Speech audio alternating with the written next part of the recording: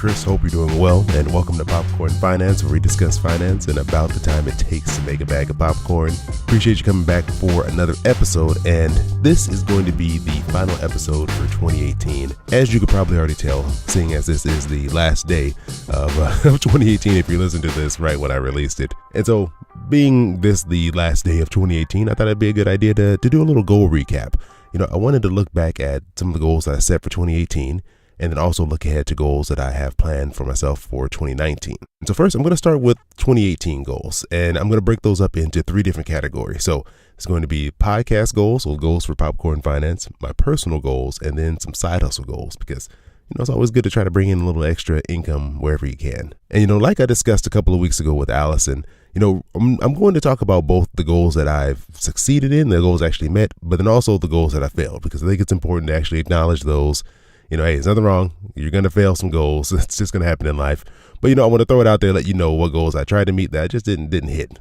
I'll give you more than I gave you in that past episode. Let's start off with the popcorn finance goal. So starting off with the failed side of things here. For me, it's always organization. I always seem to fail at being organized. That's not something that I do very well. It is not my strong suit, to say the least. Me and organization don't go well together. And, although I made some changes this year, I've gotten a little bit better. I still don't consider it a success on that side. So that's going to be a goal that I'm going to have to continue to push myself to reach towards, probably for many years to come. So now on the success side, the goal was actually met. I really only had one goal for Popcorn Finance in 2018, and that was to win a Plutus Award. Well, really, it was to be nominated for a Plutus Award for Best New Personal Finance Podcast. And not only was I nominated, I actually won the award. And really, that's a big thanks to all of you who listened and who nominated me for the award. And, I really appreciate all of you, and I give you credit for me even actually having an opportunity to get that award. So that was probably the highlight of the year for me, was winning that award. And it was really cool to have that be the one goal I actually met for the show. All right, now on to my personal goals. So for failed goals, you already know about this. I mentioned this back on episode 90. I actually met my goal of building up a 6-month emergency fund, and then I proceeded to unmeet that goal by spending the money on other things I did not plan for, things that were not technically emergencies. And so I'm going to call that a failed goal, because at this point in time, I am not at my 6-month mark like I would like to be. So that was definitely a failure. On the positive side, on the goals I met, so one big one was actually paying off a car. I've never paid off a car in my life. I've had several cars, but never have I actually paid off any of them. And this was the year that I actually did that. And to me, that was a huge milestone. It just feels great to actually accomplish that and sit down, make myself focus, and be responsible and pay off that car. So that was definitely a highlight. And then I also want to throw in there, I did a 2018 reading challenge this year. And I don't know if this is kind of a mixture of personal and popcorn finance, but I consider this more personal. And I set a goal to read 12 books, and I actually read 15 books, if I have that right. I may be wrong. Let me check my notes here. No, I take that back. I read 17 books this year. Man, when did that happen? I stuck a couple in at the end there. So yeah, I surpassed my goal of 12 and got to 17. So that was huge for me, especially because I think I only read one book in 2017. So yeah, that was huge for me. All right, then lastly, side hustle goals. So on the failed side, it's a double dose of Amazon. So I can't remember when I started doing the Amazon FBA. I think that might have been 2017. I'm just going to roll this all together. So Amazon FBA is fulfillment by Amazon. It's basically a way of selling items on Amazon's platform. And I tried that out, did not like that at all. And not something I picked up at all and continued to work with. I realized it's not the side hustle for me. And then also the Amazon merch program. I got really excited to jump in on this. I made a couple of designs, and then I never really followed through. I kind of started putting my time in other areas, and nothing much really ever came from that. So I'll consider that a failure there. And for the goals I met, I actually started doing some voiceover work on the side. This is something that I never really thought of doing. Even though I sit here and I talk on a microphone all the time, I didn't really think about doing voiceover work. And someone kind of brought it up to me, and then a couple opportunities popped up, and it's been something I've done off and on, and I really enjoyed it, and something I want to do more of. So I would say definitely that's a met goal, a successful goal for me in 2018. All right, now it's time to move on to my 2019 goals. And so for these goals, I was trying to be as specific as possible. I was talking to a friend of mine, James, that I work with, and we were talking about goals and, how to set the right type of goals. And, after our conversation, what really stuck out to me was I need to be very specific in these goals. That's what I'm going to try to do. All right, starting off with Popcorn Finance, my first big goal on the list is to win another Plutus Award. But this time, I want to win for Best Personal Finance Podcast. So in 2018, I won Best New Personal Finance Podcast, which was amazing. But yeah, I don't think you can win Best New Personal Finance Podcast two years in a row. I don't think that's how it works. And I think it would be an honor, first of all, to be nominated for Best Personal Finance Podcast. But I'm going to set my sights a little bit higher, and I want to actually win this award. So that is my number one goal for Popcorn Finance. And to get there, I have a lot of new things planned for 2019. So my plan is to be more creative in 2019 with Popcorn Finance. I'm coming out with some new formats, some new styles, have some new guests.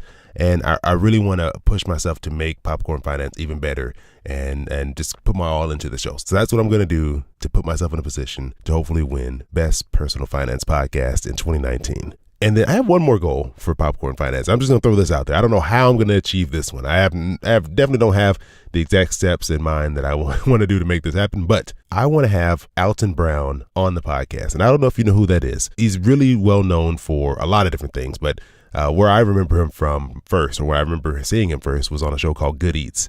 And I just really love the way he takes food and breaks it down in really scientific and historical ways to kind of give you the background. I just really love the way he does it. And there's a podcast I listen to called The Sporkful, hosted by Dan Pashman, a really, really great food podcast. And Alton Brown was on there. And he was talking about, his favorite types of popcorn and then the way in which he eats it. And it was just all these details. And I was like, when I heard that, I was like, I need to have him on the show. And I want to have him talk about popcorn. We need to have a discussion about popcorn. So I don't know how this is going to happen. This is going to be one of those big goals I'm just going to throw out there. And we'll see what happens. But that is goal number 2 for Popcorn Finance. All right, so now for the personal side, you probably already heard this one here, but I want to finish rebuilding my 6-month emergency fund. So I'm in process now. I'm not quite there. And by February, I want to hit the mark that I've set for myself. And then after I've met that mark, goal number 2 is to save $10,000 towards a home down payment. I live in Southern California, so this $10,000 is just a starting point. This is definitely not the full down payment that I need, but I'm going to use this to get me going in the right direction. And my goal is to have that done by October. And you know what? A little bonus goal in here. I'm going to set a goal to read 20 books in 2019. I got to 17, and I know I took some breaks in there, so I think I can get to 20. I'm going to push myself, and we'll see how close I get. And then lastly, we're going to look at the side hustle goals. So as I mentioned, this year I started doing some voiceover work, which was new for me, but a lot of fun. I really enjoyed it. So what I'm going to do, what I'm going to set as my goal is to make $3,600 in 2019 just from voiceover work. And I've broken that down to be $300 a month. And it feels like that's attainable. Like I can do that. That's within the realm of possibility. It's going to take some work, some effort on my part, but I think that's something that I can achieve. And it'd be a great way to bring in some extra income and something I actually enjoy doing. So we'll see how that goes. I'm putting that out there, and that's going to be my mark to hit. So yeah, that is the goal recap episode here. So you've heard what I've done back in 2018 and what I hope to accomplish in 2019. Now what I want is to hear from all of you. I want to know what are your goals. So what are your goals for 2019?